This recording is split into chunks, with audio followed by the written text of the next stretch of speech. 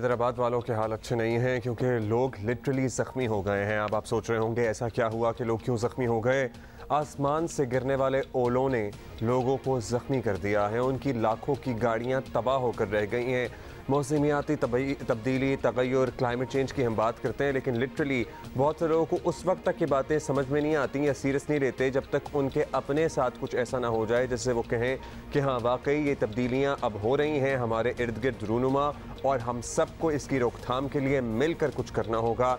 ऐसे ही हैदराबाद में हुआ बेमौसमी सरप्राइज बारिश क्या थी, आसमान से लिटरली पत्थर बरस रहे थे। अब आप विजुअल्स में ओलों का साइज देखेंगे तो पाव का एक ओला जब गाड़ियों की विंडस्क्रीन्स पर पड़ रहा था तो जो गाड़ी की बॉडी है वो भी तबाह, विंडस्क्रीन्स पूरी छलनी हो गई। बच्चे जो गली में अगर मौजूद थे, जो घरों के अंदर वक्त पर नहीं पहुंच सके, वो ज़ख्मी हैं। कितने ही लोगों को फर्स्ट एड के बाद अस्पताल से डिस्चार्ज किया गया है। I was talking to a colleague of mine, उसकी सारी फैमिली हैदराबाद में रहती है। वो कहते हैं आप अंदाज़ा नहीं लगा सकते, लोगों का लाखों का नुकसान हुआ है। ज़ाहिर है मिडिल क्लास फैमिली है, ज़्यादातर लोग ऐसे होते हैं जिनके पास गैराज की सहूलत मैसर नहीं होती, उन्होंने गलियों में ही गाड़ियां खड़ी की हुई होती हैं। अब ऐसे में जब इस साइज़ के ओले पड़ रहे होंगे और आसमान से ये पत्थर बरस रहे होंगे तो फिर लोग कहाँ गाड़ियां भी खड़ी करेंगे, कोई शेड वगैरह तो होता नहीं है। सो ये है मनाजिर उस वक्त के जब हैदराबाद में लिटरली तबाही आई, मौसम ने तबाही मचाई और आम की फसल, जो आम के दरख्त थे, इर्द गिर्द जो बागात थे, उनका तो ना ही पूछें। उनके मालिकान जो है वो आंसू बहा रहे हैं क्योंकि उनकी फसलें तबाह होकर रह गई हैं। जिन्होंने आम उतार लिए थे वक्त पर वो ठीक हैं, लेकिन overall it is a crisis. और सिर्फ हैदराबाद नहीं, नवाबशाह, गिरदोनवा, मुतअद्दिद इलाकों में बारिश हुई है, लेकिन हैदराबाद का हम खुसूसी तौर पर इसलिए तस्करा कर रहे हैं क्योंकि वहाँ लोगों की अमलाक को बेतहाशा नुकसान पहुँचा है। मतलब गाड़ियों की प्राइसेस आप देख लें, अब ये अगर हाल होगा किसी की गाड़ी का तो वो तो बेबस, वो क्या करेगा बेचारा आदमी।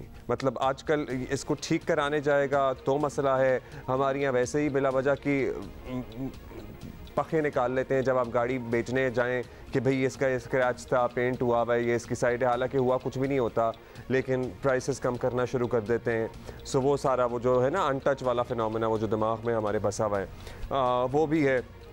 सो पीपल आर सैड एंड लोगों का बहुत नुकसान हुआ है। सो एक मरतबा फिर ये रिमाइंडर है कुदरत की तरफ से हम सब के लिए कि हमें दरख्त लगाने हैं, हमें धड़ाधड़ हाउसिंग सोसाइटियाँ नहीं बनानी।